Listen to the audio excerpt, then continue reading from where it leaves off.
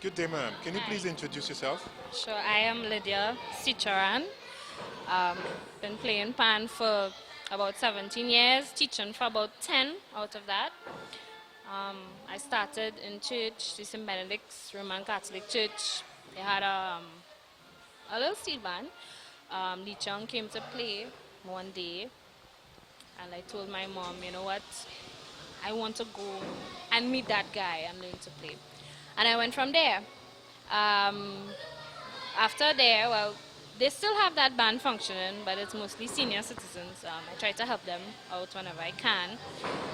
Um, from there, I went on to Super Vibes. That was in 2005. From Super Vibes, I went to Antillian All Stars, where I was the captain for about maybe 2 years. Um, During that time, I was also on the South Central Regional Executive as the Assistant Secretary under the chairmanship of Mr. Whitfield Weeks. Must thank him very much for that opportunity to represent the youth of Pan and the youth of South Central at that time.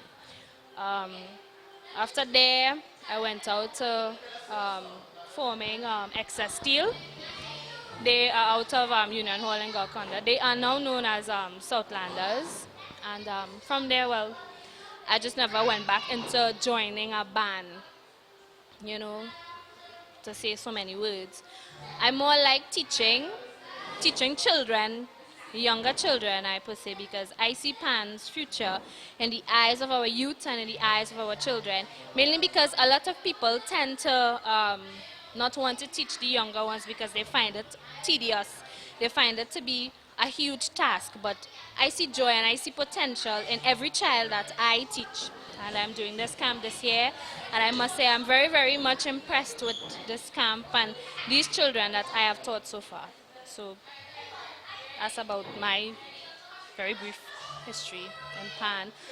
What I would like to see happen in Pan is that we standardize the instrument internationally, because we have that problem not only in Trinidad and Tobago, where each cello is different in most Spaniards, each bass is different in most Spaniards, so you can't just say, well, I play a six bass in this band, I'm just going to join that band, and the six bass is going to be the same. You're not sure about that.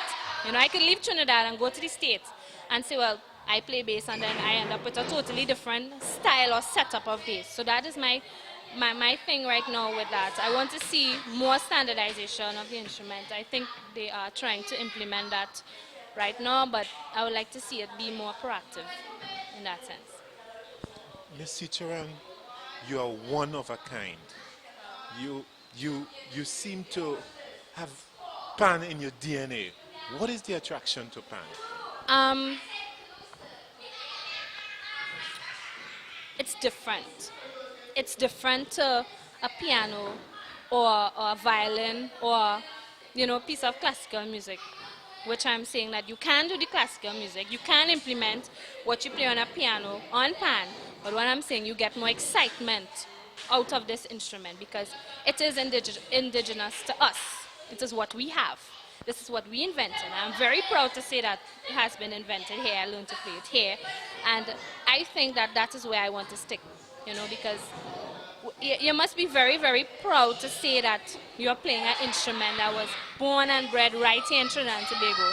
Many of us like to tag along on the instruments that are foreign, but what about, trying to procreate and to progress with your own instrument? That is something that you can be proud of. So that is what I try to instill in my students. Be proud of where you came from, what you are, what you have, and promote that. Because we're from Trinidad and Tobago, everybody knows us as the land of calypso, the land of pan. But yet we still tend to Americanize everything. I don't know why, but I like to be different. I stick into local. You like to be different. Do you know you look different? You are not your average Pannist. Have you had the blessings of your family to be in the pan yard so often? No. My family, I would say, on my father's side, they are more Spanish bred, so they are into more parang. My mother's side, they are Indian, East Indian. and they into that culture. So I am in the middle, and I choose to be different. You understand? Because I want to be what I want to be. You understand? What I think I am set out to be, and I am doing that. So being in between two different kind of races is like a tug of war. But you have to know yourself, and you have to know exactly what you want to do as an individual and as a person, what your aspirations and your goals are. So I want to stand out. I think I do that. I want to stand out, and I want to be different. I just don't want to be an ordinary person. I want to stand out. I always tell my children, when you come to Pan is something special to us. Be different. You don't have to fit in. You are special even if you stand out. It's a wonderful thing to stand out. It's an amazing thing because that shows your power. It shows your strength. It shows, it shows that you have power in what you believe in, and I am 100% for that. I am what I believe in. In fact, you are a standout, and you are standing out. Lydia, let me ask you something. You are now involved with the summer camp at the Creative Arts Center in San Fernando, Trinidad. I beg to differ on that. Okay. We don't have summer in Trinidad. Okay. We have 2 seasons. You have 2 seasons. Taken that from Rascomanda, and I agree with that. You understand? We have a pan camp. Yes, July, August is known as the summer camp, but we don't have summer here because rain is falling in summer. So what would you call the camp at the Creative Arts Center? Pan camp. This is a learning pan camp.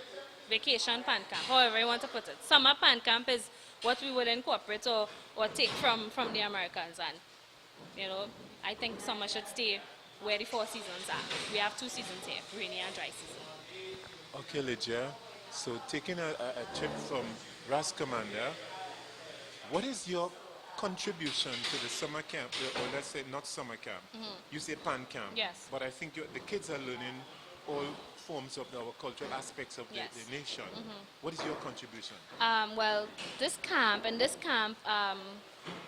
when we have to do camps like with this short space of time that they give us, my thing is to get them playing, right? Get them playing, give them something that they could hold and say, I did this in 3 weeks' time. I am proud of that. Mommy, Daddy, I played a whole song. You might remember it the next day, but that is something that they're going to take with them from this camp, Miss or Sir taught them that we are doing Benja is phenomenal, and I think the song itself stands out, and it says a lot, that you can do it in whatever short space of time. Once you put your mind to it, you can do it. So that is my contribution to this camp. I want to tell them that they are all phenomenal, whether they take with them the art of playing or the art of learning, or they just remember, or they use it as a memory. Lydia, you look like a no-nonsense person. Tell me about yourself. Well, I am really down to it. Anybody knows me, I'm really down to it, really nice, really friendly. But when it comes to this instrument, I tend to be more serious because I think that Pan people on the whole, the general population don't have that respect for Pan people because it is not portrayed as it should be in our own country. You understand? We tend to put other things before our own. You understand? And that is why I am so, with this, with music and Pan in particular, I'm very, very, want to be on top all the time, on top of my game in terms of teaching, because I think that Pan has a lot to offer to the universe, to the international world out there. There's still a lot going on, and I think that we need to get it right home here. We need to get it right home here. We need to appreciate it and love it because it is ours. If we cannot do it here, we do not expect people outside to do it for us. Let me put you on the spot. If you had one wish to make, what would it be for the future of Pan? That we all identify it as our own. We all identify it as our own, that it is the instrument that belongs to our country. And only until we can do that, then to stand up and say that Trinidad and Tobago, this is the birthplace of Pan, then I think the international population will respect us for being that tiny dot on the map. Lydia, you're teaching pan, right? Are you musically literate? Yes, yes, I am. Yeah. Not to the level I would like to be, which I am working on, but yes, I am musically literate. I always want to tell my students, please educate yourself on music literacy because music literacy is an international language. You could be Chinese, you could be Portuguese, you could be whatever. Once that script is in front of you, that's one language. We all could understand, regardless of whatever language we speak. Music is one language. Music is the international or the universal language of love. We should appreciate it for what it is. Without music, Mr. Clifton, you know how boring this place would be? You know how boring it would be? How boring? We'll be depressed. We You or know? you? No. We all in The general. kids. You think these kids gonna be boring? I mean, if they're going to be They boring. always have some kind of thing in their hand, enjoying themselves. Well, that's children. But I mean, like say for instance, I like to think most people, we tend to operate on a high stress based daily basis, our work, our jobs, our families, whatever not. If we didn't have a nice piece of relaxing music, or say if we didn't have panorama to go to, you know what would happen to us? We would be like Pakistan, or we would be like one of those warring with each other, you know. I don't know, I think if Pan probably was over there, they would have something to jump up to, like, oh, we have 2 free days. Maybe So, another Gaza. yeah, you know, I think if we have like, oh, we have 2 free days to get out in the streets and just express ourselves, you know, maybe I'm thinking about it wrong, but I think that is what makes us indigenous, you know. But music, like I say, music is a way that it relaxes us. Music is something that, you know, it takes away a lot from our daily lives, you know, it puts in a lot in our daily lives. When you go to a funeral, what kind of music you hear? When you go to a party, what kind of music you hear? You understand? So you understand where I'm coming from? Yes, I do. Right. So that is the whole aspect of it. Without music, coming back to my opening statement, is that this place would be a very, very boring, empty, just people walking around with, you know, words, you know? What about when you go to church and you go to church and there is no choir?